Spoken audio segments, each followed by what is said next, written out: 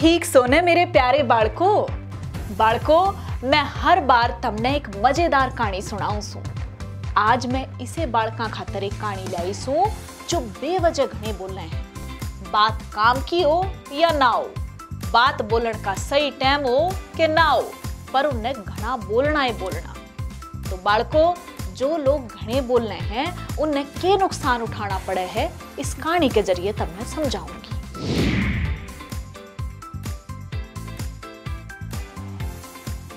बाળકો, बहुत पुरानी बात से एक झील में एक कछुआ रहा करदा।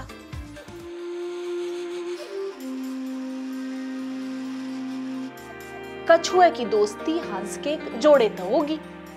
कछुआ बहुत बातूनी था, उसने बात बात पे बोलना होया करदा। उसकी आदत बड़ी खराब थी। जब भी दोनों अंसा में थे कोई भी कछुए ने कुछ भी बतांदा तो कछुआ कुछ ना कुछ बीच में जरूर बोल पड़दा और उनकी बात ने काटन लाग जांदा। यानी कछुए की आदत थी कि वो बिना दूसरे की पूरी बात सुने बीच में कूद पड़दा। कछुए के गैल अच्छी बात यह थी कि उसका स्वभाव बहुत नरम था और अंसा का बढ़िया दोस्त भी था। जाते दोनों अंश उसकी घनी बोलने की आदत ने सहन भी कर लिया करते और कदे भी उस पर गुस्सा नहीं होया करते। एक बार बड़ा भयानक सूखा पड़ गया, जिसकी वजह से झील का पानी भी सूखने लग गया। आराम आराम से झील की हालत बहुत खराब हो गई। उसमें थोड़ा सा ही पानी बच रहा था। कछुआ समझ गया था कि ईब वो इस झील में घने दिन तक नहीं रह पाएगा। उसने कोई दूसरा ठिकाना ढूंढना पड़ेगा। कछुए ने अपने रहन खातर एक नई जगह की तलाश कर ली और दोनों अंसा ने यह बात बता दी।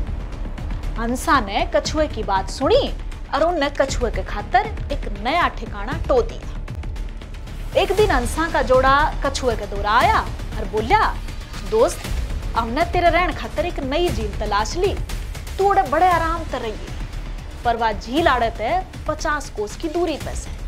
कछुए की बात सुन के अंसा का जोड़ा कछुए ने झील तक पहुंचाने का उपाय सोचने लग गया। थोड़ी देर सोचने के बाद दोनों अंश लकड़ी की एक छड़ी लेकर आ गए और कछुए से बोले कि थम इस छड़ी के बीच के हिस्से में अपने जबड़े से पकड़ लो, जबकि हम दोनों अंश छड़ी के दोनों कोणिया ने अपनी चोंच में फंसा के उड़ जावांगे। इस तरह मारे गैल हवा में उड़ते हुए इस झील तक बड़ी आसानी तक पहुंच जाओगे। पर याद रखियो, कुछ भी हो जा अपना मुंह मत खोलिए। जब हम अपना मुंह खोलोगे तो थारी पकड़ छड़ी तक छूट जाएगी और तुम सीधा नीचे पड़ोगे, जिससे उड़े तुम मर जाओगे। कछुए ने दोनों अंसा की बात मान ली और उनका गैल चालन खातर तैयार हो गया। दोनों अंसा ने छड़ी के दोनों कोड़े पकड़ लिए और उड़ना शुरू कर दिया, जबकि कछुए ने छड़ी के बीच का हिस्सा अपने मुंह में दबा रखा था। दोनों अंश उड़ते हुए घने आगे निकल गए। कछुआ आसमान से धरती की ओर देख के बड़ा राजी होया, क्योंकि उसने ऐसा नजारा पहले कदे नहीं देखा था।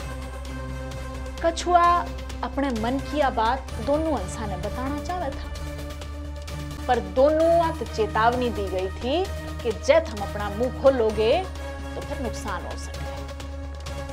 उड़ते उड़ते दोनों अंश और कछुए एक कस्बे के ऊपर तक गुजरने लगे।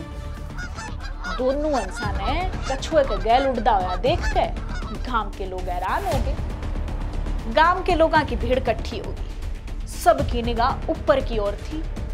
सब हंस और कछुए की बात कर रहे थे। न्यू देखकर कछुआ भी हैरान हो गया और उसके मन में विचार आया कि ये लोग हमने न्यू क्यों देखा है, हमारे बारे में बात क्यों कर रहे हैं। उन आज तक पहले लोग अपने बारे में न्यू बात करते हुए, न्यू देखते हुए कदे देखे नहीं थे।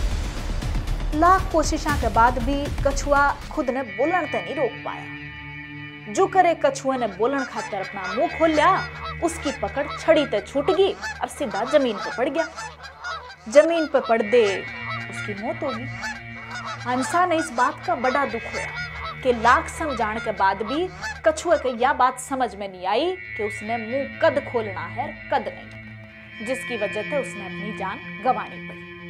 तो बाળકો, किसी लागी तो नया कहानी।